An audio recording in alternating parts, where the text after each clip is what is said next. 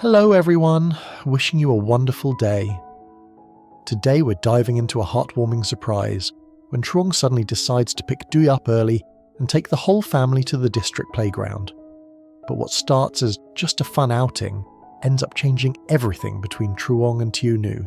If you enjoy stories like this, don't forget to subscribe so you won't miss our next videos. Truong sat on the low wooden bench outside their small house, taking a slow sip of water. The kind of sip that wasn't just about thirst, more like he was trying to calm the tight feeling in his chest after a long morning. Tieu came back through the gate with a small bag of vegetables. Nothing heavy, just enough for lunch. Her hair was slightly damp at the temples, like she'd been moving around too fast again. Truong watched her carefully. He didn't say anything right away, but his eyes followed every step she took. "You went out again?" he finally asked, trying to keep his voice light. Tieu nodded, as if it was the most normal thing. "I already took Tieu to school. On the way back I just grabbed some vegetables, that's all." Truong set the cup down. "That's still going out. You're pregnant, Tieu. You shouldn't be doing too much." She waved a hand, half laughing, half brushing it off. "It's not too much, it's just vegetables."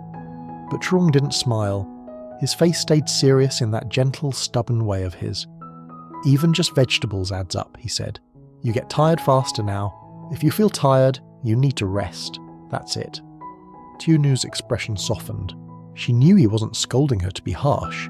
He was worried in a way that sometimes felt like a warm blanket and sometimes felt like a heavy one. "I'm fine," she said quieter. "I'm not as nauseous lately. The morning sickness is easing." Truong's shoulders eased a little, but he still looked at her like he didn't fully believe her. Outside, the day had already slid close to afternoon. Friday. The kind of day that makes you feel like the week has squeezed you dry, but the weekend is standing right there, waving at you from the other side. Truong rubbed his palm against his knee like he was making a decision in his head. Then he said, "Today is Friday?" Tieu blinked. "Yes?" Truong's eyes lifted to hers. "Tomorrow is the weekend." She stared at him, confused. "Okay, and?"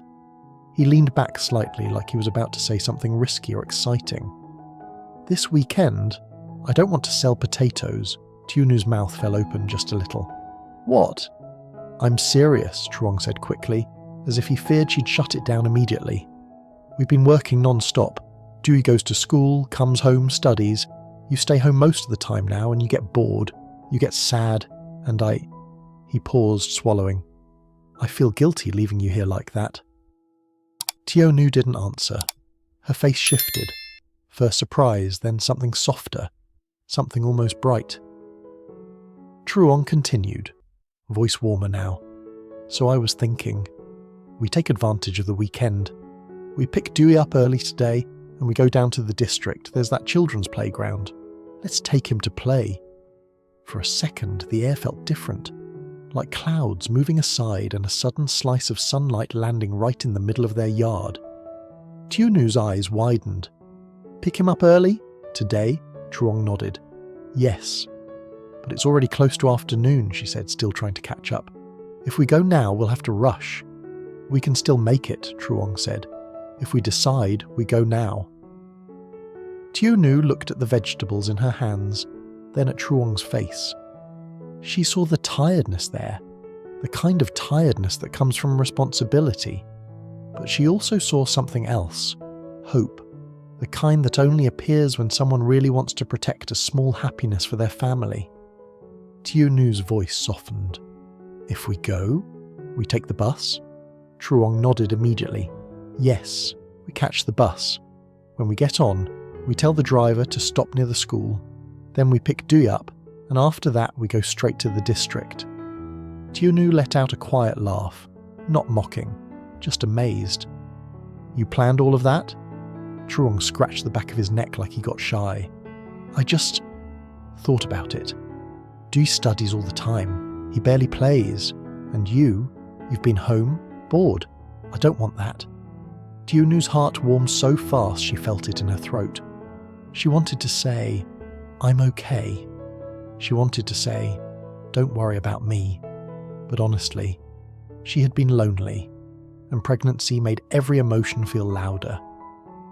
"Go now?" she asked again, like she needed to hear it one more time. Truong's answer was firm. "Go now." It was a simple line, but it hit like a turning point in a movie, the moment the characters stop surviving and decide to live, even if only for a few hours. Tieu moved quickly, suddenly energized. "Okay, I'll change." She hurried inside and Truong stayed where he was, watching her disappear through the doorway. His eyes followed like he was afraid she'd come back and say she changed her mind. A moment later, Truong stood too. He went inside to grab his shirt, one of the nicer ones. The one Dewey had helped pick out for him before, proudly saying, "This one looks like Dad is strong." Tieu came out wearing a clean shirt as well. She had changed because her old one was damp from carrying vegetables. Her cheeks looked a little brighter now, and Truong noticed it immediately. "You okay?" he asked. "You're not tired?" Tieu shook her head. "I'm fine, I told you. The morning sickness is better. We just go slowly, and you don't walk too fast." Truong nodded. "I'll be careful." They locked up, stepped onto the road, and started toward the bus stop. The road felt longer than usual because of the time. If they missed the right bus, they might not make it before school ended. Truong kept checking the sky like he could measure time by the light. Tieu noticed him fidgeting. "Stop worrying," she said gently. "We'll get there." Truong exhaled. "I just want Dewey to be happy." Tieu smiled. "He'll be happy. He's a child. All you have to do is say playground and he'll jump." As if the universe agreed, the bus arrived soon after. They climbed on, Truong speaking to the driver with polite urgency. "Brother, can you stop near the school up ahead? We need to pick up our child." The driver nodded like he understood everything without extra explanation. Truong and Tieu sat down, and the bus rolled forward, shaking lightly over the uneven road. Tieu leaned her head back for a second, letting the motion carry her. Truong watched her from the side, his gaze full of quiet care. "You really don't feel nauseous?" he asked again, almost like he needed reassurance. Tieu laughed softly. "Truong, if I feel sick, I'll tell you." "You promise?" "I promise." The bus slowed near the school. Truong stood immediately, and Tieu followed more carefully. When they stepped down, they could already hear children's voices in the distance, high, loud, full of energy. The school gate wasn't fully crowded yet, but students were starting to spill out, backpacks bouncing behind them, and then Truong saw Dewey. Dewey was walking with that serious little face he made when he was thinking about homework. He looked older than his age sometimes, like he'd learned too early how to be disciplined. But the second he saw his parents, his whole body froze. Then his eyes went wide. "Dad? Mum?" Truong smiled. "Dewey!"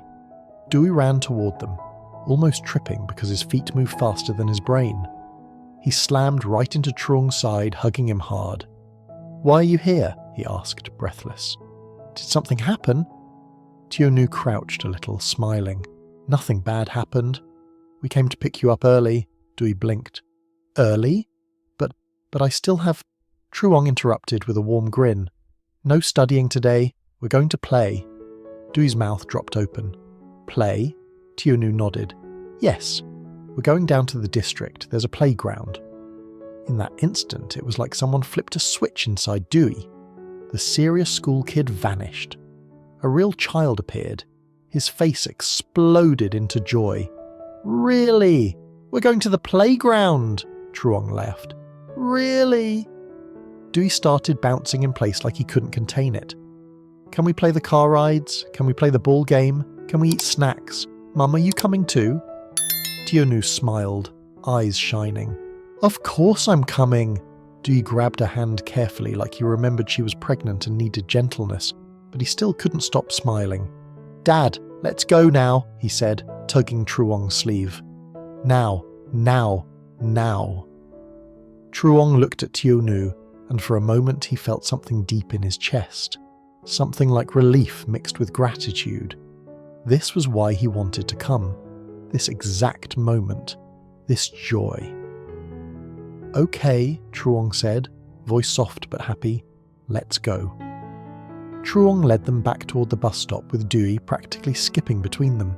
The boy kept talking so fast his words collided with each other. Dad, when we get there, can we do the car ride first? The one that goes vroom vroom, and then the spinning thing? No, wait. Mom might get dizzy. Okay, then we do the shooting game. And can we buy snacks? Mum, what do you want to eat? Tieu laughed, one hand on her belly, the other holding Dewey's small hand. Slow down, Dewey. We haven't even gotten on the bus yet. Truong watched them, and for once his tired face softened into something lighter. The bus arrived, and they climbed on. Dewey insisted on sitting near the window, pressing his face close to the glass like the road itself was part of the adventure. As the bus bumped along, Tieu leaned back. Truong immediately shifted closer, quietly protective. You okay? He asked, low enough that Dewey wouldn't worry. Tieu nodded. I'm fine, just my feet feel a little tired. We can rest when we arrive, Truong said. We don't have to rush from game to game, Dewey whipped around. No rush. But there are so many things, Truong chuckled. We'll do what we can. Today is for fun. That word, fun, seemed to glow in Dewey's eyes. He sat back down, legs swinging, humming with excitement. The bus ride felt long, but the mood inside their little family felt like it was carrying them forward on its own. When they finally reached the district, the noise hit them immediately. Children yelling, music from the rides, the clatter of machines, vendors calling out snacks and toys. Dewey's eyes went huge, taking it all in like a festival. We're here! We're here! He shouted, tugging Truong's hand. Truong smiled and nodded toward Tieu. Stay close to Mom. I will, Dewey promised quickly, then promptly forgot and took 2 steps ahead before remembering and rushing back to her side. They walked into the playground area. Bright colours everywhere. Small rides shaped like cars and animals, little game booths, and a corner with a few shops selling drinks, snacks and clothes. Truong reached into his pocket. Let me get tokens first. Dewey bounced beside him as Truong approached a small counter. The vendor slid a handful of tokens across the table. 15 tokens, the vendor said. Truong counted quickly, then nodded. Thank you. Dewey's eyes locked onto a shooting game booth nearby, plastic guns lined up, little targets blinking with lights. Dad, the gun game, he cried, pointing like his whole life depended on it. Please, please, I want that one first. Truong looked at Tieu. You okay to stand here for a bit? Tieu smiled. Go, let him play. They moved closer to the booth. The attendant handed Dewey a toy gun attached to the counter by a cord and showed him where to place the token. Put it in here, the man said, guiding Dewey's small fingers. Then aim at the targets. Shoot fast. Dewey nodded furiously, eyes serious now, like this was the most important mission on Earth. Truong crouched slightly behind him. Okay, Dewey, take your time. Aim. Dewey inserted the token. The machine lit up. A little buzzer sounded. Go, the attendant called. Dewey squeezed the trigger. Pew, pew, his whole body rocking with each shot. Lights flashed as targets flipped down. He laughed mid-shoot, then tried harder, tongue sticking out from concentration. Truong couldn't help it. He laughed too, loud and free. Dewey shouted, Dad, I hit it. I hit it. I saw, Truong said, eyes bright. Keep going. The final buzzer went off and Dewey threw his hands up like he'd won a championship. Wow, ha ha ha. Tieu, standing a few steps away, watched them with a soft smile. Seeing Truong laugh like that, really laugh, made something in her chest loosen. It felt like they had been holding their breath for months without realising it. Dewey ran back to her, grabbing her hand. Mum, did you see? I was so good. Tieu nodded warmly. I saw. You were amazing. He looked up at her belly suddenly. Baby saw too. Tieu burst into laughter. Yes, baby saw too. Dewey turned back to Truong. Next, the car ride. The car ride. Truong held up the tokens. One at a time, come. They walked over to a small ride shaped like cars. Dewey climbed into one, gripping the wheel dramatically like he was driving a real vehicle. Dad, look, I'm driving. Truong leaned in, adjusting the little seatbelt. Drive carefully, no speeding. Dewey nodded as if he'd just received serious adult advice. Yes, sir. The ride started moving in a small circle, the cars bobbing slightly. Dewey turned the wheel left and right like it actually mattered, making engine sounds with his mouth. Vroom, vroom, I'm turning. Truong stood beside the ride, smiling. He looked back at Tieu. You okay? Tieu nodded but shifted her weight, rubbing her calf slightly. Just standing makes my legs tired faster now. Truong's face tightened with concern. He guided her toward a bench. Sit, please. She didn't argue this time. She sat down carefully, exhaling with relief. Dewey finished the ride and raced over. Mum, did you see my driving? Tieu smiled, wiping a bit of sweat from his forehead with a tissue. I saw. You drove very well. Truong added, Too well. Next time you'll ask for a real license. Dewey giggled, then noticed a colouring booth nearby. Tables with printed pictures and buckets of bright markers. Dad, can I colour? He asked, eyes hopeful. Truong nodded. Sure. Dewey sat at the table and immediately grabbed 3 different colours, attacking the paper with joyful chaos. He coloured a dog bright yellow, then gave it a blue tail, then decided the sky should be purple. Tieu leaned over, amused. Dewey, why is the dog yellow? Dewey looked up seriously as if the answer was obvious. Because it's a sunny dog, Truong laughed. A sunny dog? Yes, Dewey insisted, scribbling harder. And it has blue tail because it swims. Tieu shook her head with affectionate disbelief. Okay, a swimming sunny dog. Truong watched him colour, and a strange tenderness hit him. This simple moment, these messy colours, the sound of Dewey's laughter. He thought about how easily days passed when all they did was work. How easily childhood could slip away. Dewey held up the paper proudly. Dad! Mum! Beautiful, right? Truong nodded. Very beautiful. Tieu added, It's very creative. Dewey beamed like he'd been praised by the world. After a while, the noise and running made everyone thirsty. Dewey pointed at a small drink stall. Dad, I want coca, he said. Truong guided them over. Okay, let's drink something. He bought a cold soda for Dewey and water for Tieu. Dewey took a big sip and sighed dramatically. Ah, so good. Truong handed him a napkin. Wipe your mouth. Don't lick the cup like that. Dewey giggled, wiping quickly. Then, like a polite little adult, he turned to the vendor and said, Thank you, Uncle. The vendor smiled. You're welcome. They stood there a moment, the afternoon sun warm on their shoulders. Dewey kept sipping, eyes wandering to the next game, already hungry for more fun. Dad, he said, voice bubbling again, after this, can we go to the ball house? Truong looked at Tieu first. How are your feet? Tieu hesitated, then softened her voice. I'm okay. A little tired, but I can sit while he plays. Truong nodded. Then we go. But if you feel tired, you tell me immediately. I will, she promised. They walked toward the indoor play area, but as they passed a small clothing shop, Tieu slowed down. The shop display showed warm sets, soft lined fleece pajamas, tiny jackets, cute prints. Dewey spotted a set with a puppy on it and gasped, Mum, look, puppy! Tieu leaned closer, smiling. It's cute. Dewey pressed his hands against the glass. Can I try? Can I try? Truong glanced at the price tags, then at Dewey's hopeful face. He felt that familiar tug. Money mattered, yes, but so did moments like this. Let him try, Truong said. Inside, Dewey slipped into the soft set, spinning in front of the mirror like a model.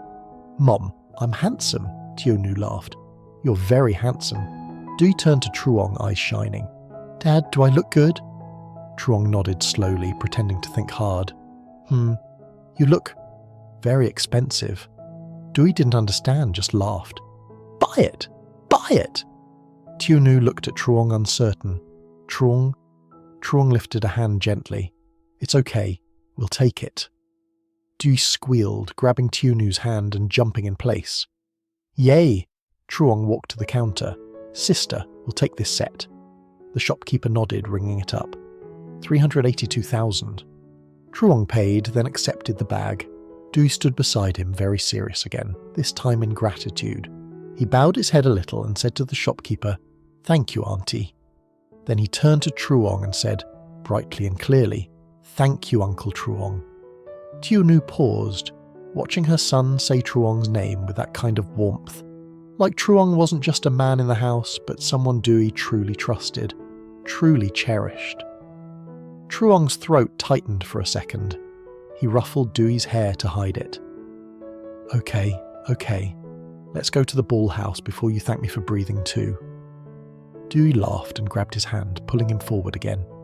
The day moved on like that, one small joy after another, and even as Tieunu's legs tired and Truong's wallet grew lighter, something else filled up in their home that evening, the kind of warmth you can't earn from work alone.